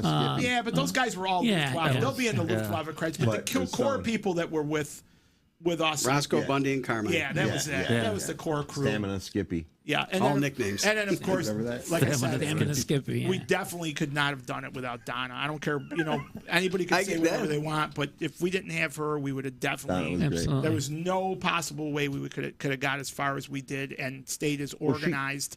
And then also Captain Tripp was a big part of this. Was too, Vinny? because Yeah, Vinny. he did all the merchandising for it, and he did it. I remember back then it was a big deal. They And had who it done- better? He did it on the cuff too. Oh, cool. He did it all pro bono, but he made money at those shows. He come out to those shows, and he was a deadhead, but he was like Yeah. Bob. I knew him. I grew up with him. Yeah. He was good friends with my Yeah, brother. Vinny was great. He used to tell me all the time. Tommy Waz used to come out in videos a The lot. Count, Yeah. right? You used to call him the Count. Oh yeah. I miss Tommy. You know Tommy why? Wiseau. You know why he's called the Count? Because God. he looked He looked like like Al Grandpa. Lewis Grandpa from the from Monsters. There's a funny story about that. We were doing a Luftwaffe show. No, it was a night off with Luftwaffe, and we were all at the Caddy Shack. It was a real seedy bar on across the street from where the Tramontaine is. Very seedy place. We used to play there and pack this place. It was a small place, but we used to pack it. But we were there one night. It was somebody's birthday, I think, and we were calling him the Count, and then finally some girl said, "Why do they call you the Count?" And I remember he ripped his shirt off, and he was like, "Because I look like Grandpa from the Munsters." It was a monumental thing for him because he told me, he goes, "I will come out and videotape all of the Luftwaffe shows." He goes, "The only thing I want is you got to introduce me to girls." He goes, "You got to introduce me to girls," and that's what we would do. And he came out on pretty much all the shows. Unfortunately, all those early videos are lost. There's some on YouTube, saw though, any of right? those. There Yeah, was there's some some. really. Yeah, but there was like some really great. The shows, YouTube but- ones were the reunion at Reunion. Coleman's in '91, so Yeah. that's not even representative No. of what it was like No. back in '83 and '84. But we're going to save all that because we'll come on to do Yeah, the that's a Luftwaffe different thing. thing. That's a whole different thing. That was a whole. I can't. One thing I will say about that is I can't believe that we actually survived that era. That me and Slife actually. And you're here to talk about we're it able today. to walk out of that era and then walk into Mere Mortals very gracefully. I mean, a lot of people didn't like that we made the switch from what we were to Yeah. what we became, but it was leaps and bounds more fans that liked it. Totally than- different audience. than didn't like it. Yes. I want to go back to more comments because we have a bunch. So Jeremy from Heaven and Hell Records saying the vocals are great. I find myself singing these songs in the shower. They're very catchy. That's great. Christine is saying Dave's got the pipes. Thanks, Chrissy. And she's giving you some hearts, and Buck's her cousin. Yeah, Buck's her cousin. Yeah, State. yeah. Let's cruise on a little bit more. This is great history from Ian. Thank you, Ian. I still have my Mere Mortals T-shirt. Very few were made. That Christina's saying that. Yeah. So you did have a bunch of merch that. Oh yeah, Captain we had very cool codes. We had tons. We had Vinny's still wearing have a a button coat. right Vinny's now. got a button on right Keychains. now. Captain Trip did everything you can imagine: hats, Yeah. coats, stickers, bumper stickers, T-shirts, to whatever you could think I of. We miss had. him so much. You know who else was really involved with the band? Matty Kuda. Was he? Yeah, we used to do like record. We would do these things, and he would give us. You bring his strippers? No. This was before. This is when he owned Grimaldi's. So we used to use his. He would give us dinners there, and we would have all these big fancy record release dinners, and he was great like Remember that. that guy Lonnie? Remember that guy Lonnie Young who catered our Lonnie. us a bunch Oh of yeah, times. we used to have catering at our shows. See, we were the first band I think that actually had around here. We actually had a catering You company. had a rider? And then these guys, but no, we had a guy who came and catered. Rock Catering. Remember Rock Rock? Catering. And, R-O-C-K or and something. Yeah. You wouldn't believe what it turned. perfect. You wouldn't believe what it turned into. Well, we got to have this. We got to have that. It was a circus. After a while, I was told the guy, "Don't even come." Insanity. You know, speaking of all that, you're making me remember a lot with Donna. We had a lot of like endorsements. We Yeah. did. Jolt Cola. We had Oh, yeah. Converse, Wow. Yes. Converse Sugar, sneakers. Converse the sneakers. caffeine. Converse. We had a Converse sneaker endorsement. I had I used Sabian and Zildjian symbol endorsement part of the time. You know, it was like part stuff, but there was a lot more. I'm trying to remember all of There them. was a lot of stuff. Elouette makeup. They Yeah. gave us a bunch of money. Alouette, Wow, yeah. really? Yeah. We had a makeup. We had a makeup. Gina, and hair lady. Gina, Makeup Girl. We had Gina, our catering. makeup. Which I protested, I might add. Bob, He did. He didn't want to we wear had makeup. Gina doing our makeup. Yeah. Makeup and hair. We had it all. We had like a real. We had a team. A touring team. Like That's what you had. awesome. But this I is think 1985. they were actually listed like on the first album. They I think were. that- yeah. You know, there was all those listings. I pulled all of that just because I don't know who's alive, who's not. And then, you know, we didn't have. I couldn't explain to Jeremy who Matty Kuda was, or to explain to him. Right. You know, all these people were listed. I said, you know what? And I went with a very simple list. I didn't put any thank yous in there. So if anybody feels like they're being slighted, it has nothing to do with that. You only get a certain amount of space to do these things, and I tried to just keep it down to our core. The people that were there, like really, really there, like when things got rough. You know, we Pat had. McCauley. Let's Yeah. not forget The that. Blob. Can't forget the Blob, man. Bob yes. actually used to introduce us. Well, I would have listed him, but I didn't know if he would be cool with it. Like, you know, he's different. He's a different guy now. You just don't know. Things are, you know. So I just try to keep it very bare bones, just in case anybody's wondering. It's not because we're trying to keep anybody off. Just you just don't know where anybody's at, and I didn't have the wherewithal to call all these people. I don't even know if they're alive. Speaking of the album, Jeremy's talking about the reissues is going to be carried in various places: Greece, Brazil, Japan, Right. Germany, France, and all other Right, countries. yeah, So, yeah. wow, you're going to get some international exposure. Well, you know, my father, when he was in Germany, said, you know, Bob, the record's here. I'll never forget when he told me. He called me up. He says, Bob, this was way back when it was out. And I says, Dad, he goes, it doesn't look like your record. So it was bootleg back then. And it's been bootlegged a couple of times. They You know. say they say that the Beatles would have never The vinyl. been anything if they didn't go to Germany. Well, sure. But you know, who knows? Maybe we'll get a little. Maybe something will happen. We'll get some resurgence out there. Unfortunately, if it does happen, you know, we're kind of SOL because we can't go out and do shows. Is the cover of Into the Night on these? Oh, yeah. Oh, it is. Okay, cool. They'll be on the first album on the Omnia record, Into the Night. It's on the first one? Yeah, Okay, it's cool. definitely on there. And Benny's and Robert Tepper, who wrote the song, they're credited for it, and as their publishing company. So yeah, All right, Borgia, wasn't Anne Marie Ruggiero Laura? you got me. Okay. No, he it was probably. Chacha, Lisa Chacha. That's what it was. Yes. Yeah. Okay. Yes, I remember Lisa Chacha. I don't. Is she still around? Yeah, she's still around. Right. I see her once in a Wait, great what do you mean while. she was Laura? What? Well, She when- won the contest. She won the contest. She won the contest? Yeah. Yeah. There was to clear all the air. There was I thought no. it was Chrissy. No, she didn't win. No, there was never. Like people ask me all the time, who was that song written? There was no Laura. Okay. There was no Laura. Pina, chemistry among this band still exists, and it's true. You could feel the mutual love in That's this my old building, lady. and, That's and, life's girl. and I felt that the second you guys all walked in. It was just like this. You could feel the camaraderie and the brotherhood. So it's cool. And dude, thank you so much for choosing my platform to do this. Yeah, This it is was super freaking cool. I love This is great. Perfect and just a good, you know. Also, I had selfish reasons too because I do want to promote the original thing. I think, not only for, because of my business, I do record people, but, Jeff Adderman, all the guys that are out there doing this, we're still in the trenches. I made 2 Mere Mortals records, but I also made 400 other records for other artists. You know what I mean? I could go on and on and on about that. And all those records were original music albums. I'm still making albums. We just had the release. Now we have the release of The Wizard coming out. I want you to have him on next. Yeah, man, I'd love to. And then I just finished a record with a guy named Rick Reichert, who's a knight, which you would love to have on. He does the actual fighting, but they fight with real swords. He's fantastic. I just finished his record. So, there's people. Of course you do. Well, you got You can't make this How stuff about up. Rocky? How about Rocky? Rocky and Oh, Fu. yeah. Rocky and Yeah, Fu. Fu died this year. Yeah, Did he? I know. Yeah. The young Yeah. fool. Yeah, Billy had Grandmasters out with us at times. Yeah. Doing katas. Security. Well, you touched that. Rocky did the sword thing. Speaking of that, you touched on the ninja costumes, Yeah. whatever. Oh, it was we great. did this thing. It was after the first album. We had, like Bob said, the costumes we used to wear. But we did this thing on the first set. We'd come out in full ninja gear, heads covered, Everything. except for Dave. Dave was in a karate gi, a white gi. We were all in black ninja costumes.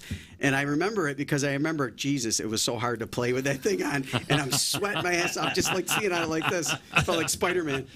And he hated it, too, because it wrecked his hair. That's funny. Now we get to more comments here. It was a post-fiber foam, man. Yeah, that was when the hair was... Debbie Bartolotti is saying Tony Stone is hot. And, I don't know who she is. That's my wife. No, it's my wife. That's my wife, Billy's girlfriend. Christina's saying Stone's hair was never out of place. No. Never. And still, to this day, it still looks pretty good.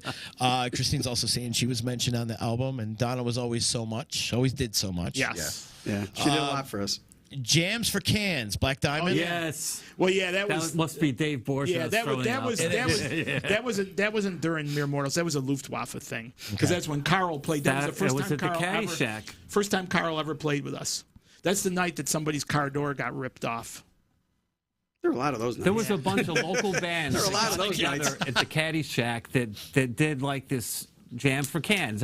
Instead of paying $5 at the door, you bring a couple of cans of whatever, and that's how you got in. But we were also dressed as women. But guys from Alpha Centauri, all these area bands, we all took turns jamming with each other up there. And Dave Borgia played drums on Black Diamond. That's why he's throwing that in there. Gotcha. He did. Yes. Carl had just joined the band. Yeah. I remember we played the Ripper that night. Yeah, and I sang the Immigrant song with the singer of Alpha Centauri. He did the first verse, then I did the second Back verse. then, it was a little different back It was then. fun. It was a little We bit had a different. great night.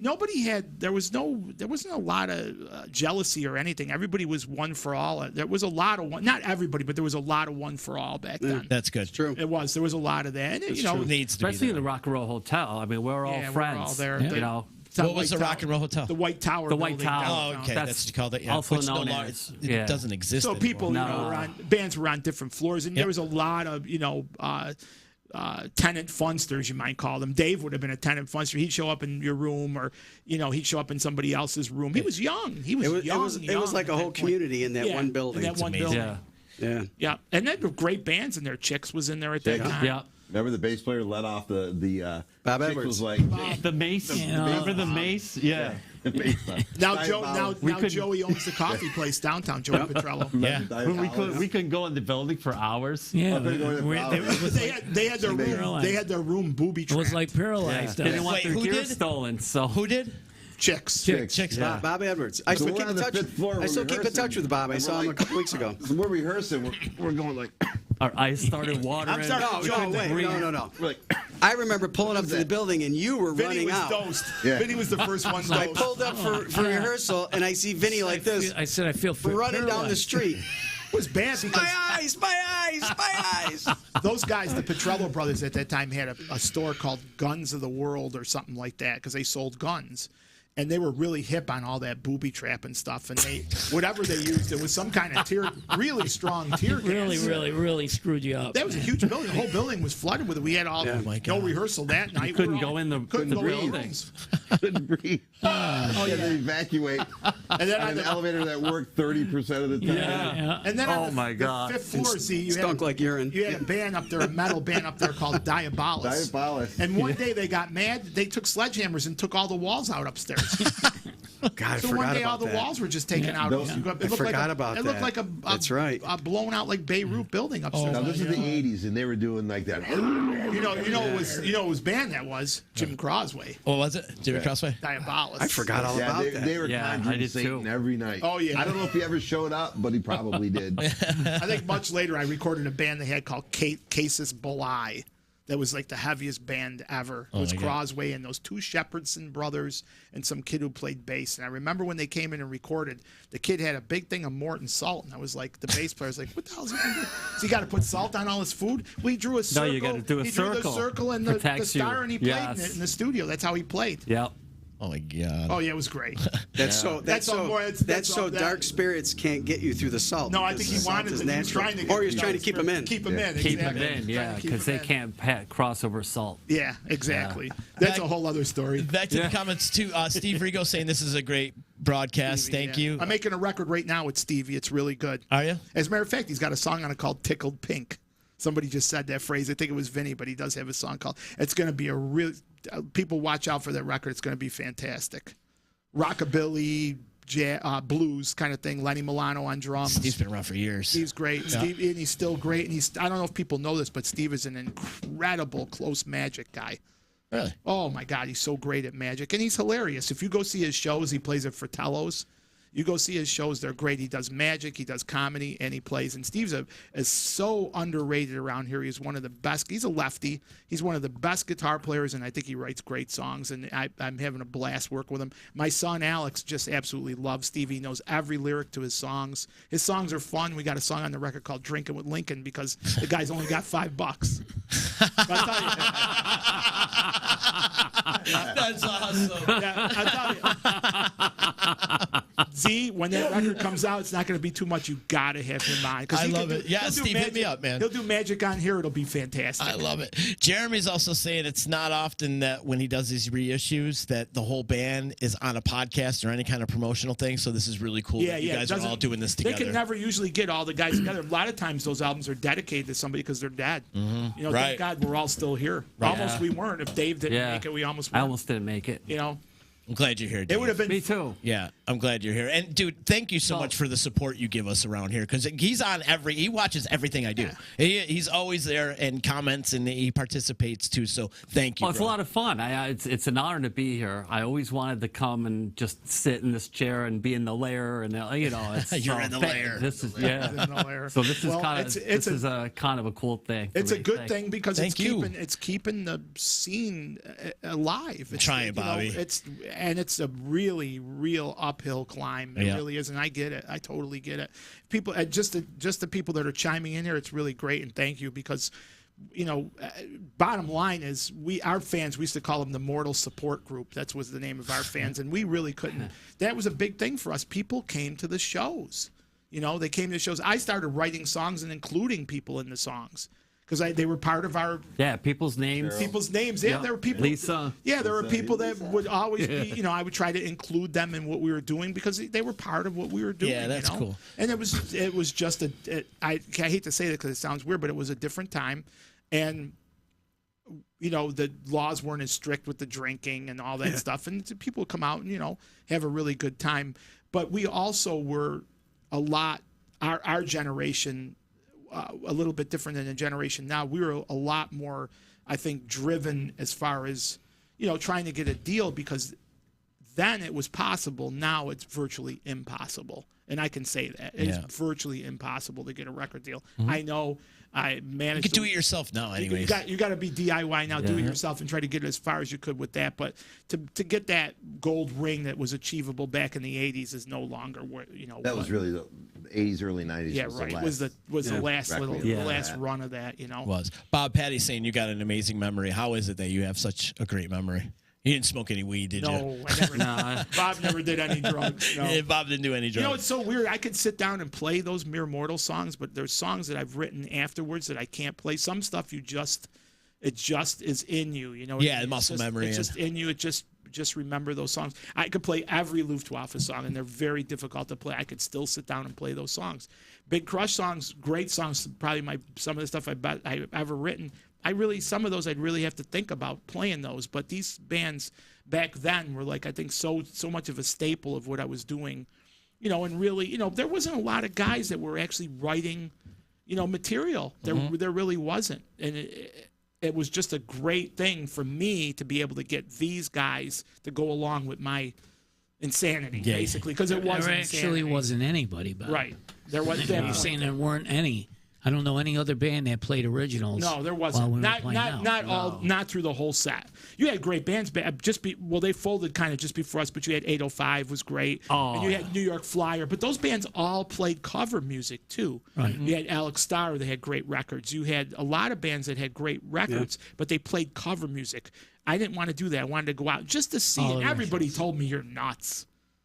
But when we played that first show, it was never done before. We had built up so much hype. You are though, Bob. I know that. But when we played that first show, we had built up so much hype. We had a huge crowd, and then it just continued. Once they got it, it was like people felt like they were coming to an event. Yeah. Which They also felt vested. And Buck Dharma was People there. felt vested too. Yeah.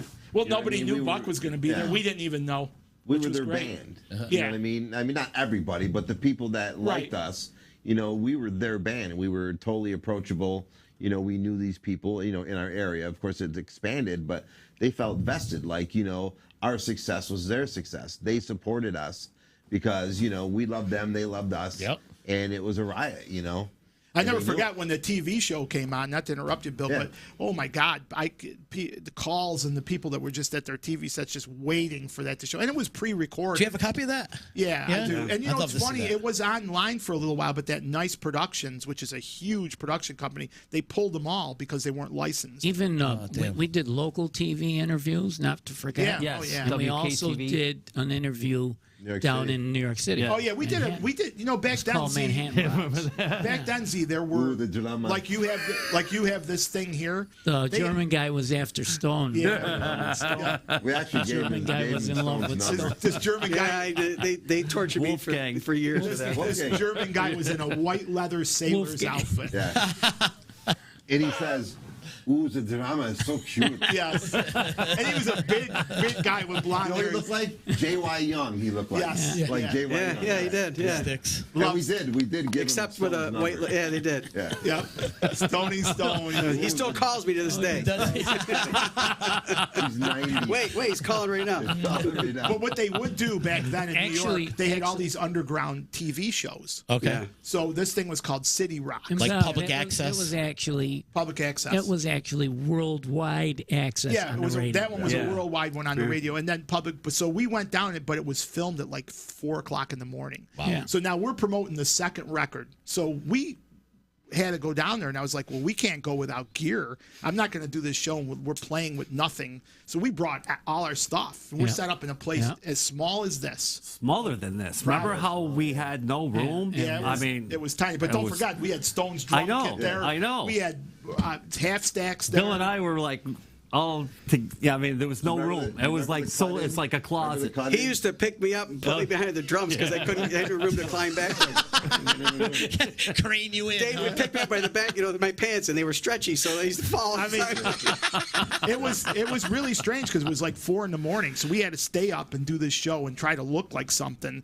And then the monitoring was horrible because you're lip syncing, and the monitoring was absolutely horrible. I'll never forget that. And the monitoring was pretty shitty when we did Dance Party too. Oh yeah, Yeah. but you know what? I mean, just in The adrenaline retrospect- carried But us they through did a that. fade in. They did a fade in. Yeah. The one in New York City was just like go, and they Yeah. start the song, and so there's There's no count. Yeah, there was no four there's count. We didn't know when to quick come second in. where we're all like, But I mean, But they edited that when it They came did, on yeah, TV. It yeah. was edited. They edited Oh, okay. that. I have the raw. I have all those shows. I'd I love have to them. see that. They're pretty interesting. Are you sure you want us? Yeah, with that like VHS or something. I really got them on sure? VHS. They're great. They're Yeah. really good. And a documentary too on VHS. And there's a couple that there's I had that too. I forgot about that. Takachi documentary. Takachi I forgot all about yeah. that. Yeah, he did Not a to really mention, good job on that. we were 20-somethings. We got unleashed on Times Square way before Mickey Mouse moved in. Yeah, right. Yeah. Oh, yeah. yeah. So it was all prostitution. Oh yeah. It was, And it just like it was seedy. crazy. I don't even remember. That's one thing I remember those a couple little things about that show, but I think I was so exhausted that I don't even remember what. I don't remember. We ended up in Atlantic City. No, Remember? I remember walking and No, that was walking some and dance walking Oh, that's right. on in New York when we Yeah. were in New York. Yeah. Yeah. I think it was with Roscoe. We were all walking. Yeah, that was Roscoe. it, yeah. The dance party was filmed in Philly. Yeah. That was filmed Yeah. in, but most of the stuff was not filmed in Philly. But our thing was shot in Philly because they wanted us at the main studio. Right. And they had like It was you a know, really they popular had like show paid too. people It was in the at audience. time. Like they had real dancers, and it was like going and doing like a smaller version of American Bandstand. Bandstand, Yeah. basically. They kept the band separated. Oh, but from all it was very popular. You know what was great about that day? I said to Vinny, Vinny, you speak no American today. You're just Italian. So Vinny spoke not. It's all he spoke, and he was in black leather. Vinny. Black leather, long Black jacket. leather. Yeah, but remember we put a robe on him and we took an ice bucket and put it on his head and he could only speak Italian when he was walking around like this. So the people didn't know what he was some ambassador or something. Sunglasses on, nobody saw. No, but he only spoke Italian at that show. I remember. That's hysterical. But yeah, that was Crazy. but that was bittersweet because we knew Dave was leaving, so it was like everybody was into it. But if you watch the video, though, the video is very good. Yeah. It's a very good video. Do you guys have plans on getting back together? Not for a gig or anything, but as a dinner or just Well, maybe kind of a now hang or because we've something all like been, that. we're or- all probably, if we could. Everybody's got I'm such getting kind weird- of hungry right now. You got anything to I'm eat? starving. Actually, I'm We got starving. some hot ghost peppers in Yeah, the yeah. bag. I'm not eating those right now. I'm saving those for next week. Actually, we're doing a hot sauce challenge next week. So If we Cool. can make Perfect timing. If we can make it happen, I think it would probably happen at some point. yeah, it's cool. Yeah, for sure. This has been great, man. So all the streaming platforms you can check out the I'm the pretty album. sure. I'm not sure. Maybe Jeremy will chime in. I don't know how he does that or how that works, but I think they try to get the physical release out there first. Yep. To get to sell those records. And the links are in the description on the Facebook thing, and I'll put it in the description of all the podcasts and whatnot. Right. So yeah, that's basically what I think they do first. I'm not completely 100% sure, but I'm sure it'll show up on platforms. Cool. Awesome. Great, guys. Thanks so much for choosing my platform to do this. yeah. I think this is so much fun. We could Great. probably go for hours. I got Uncle Louie coming in a little bit. Oh, we're good. Those guys will be here in just a little while. So Great. and then that's what we need, more Italians in the studio. Thanks for having us. Z. We appreciate thanks it. for having Yeah, us. Z, thanks. Thank you. It's an honor and a pleasure to be here. Oh, man, I love having you guys here. We got to do this again. So Well, if we'll you be have doing another Luftwaffe release, for sure. Luftwaffe for sure. Hey, Tony, I got to ask you, why are all the great drummers Italian? Wow.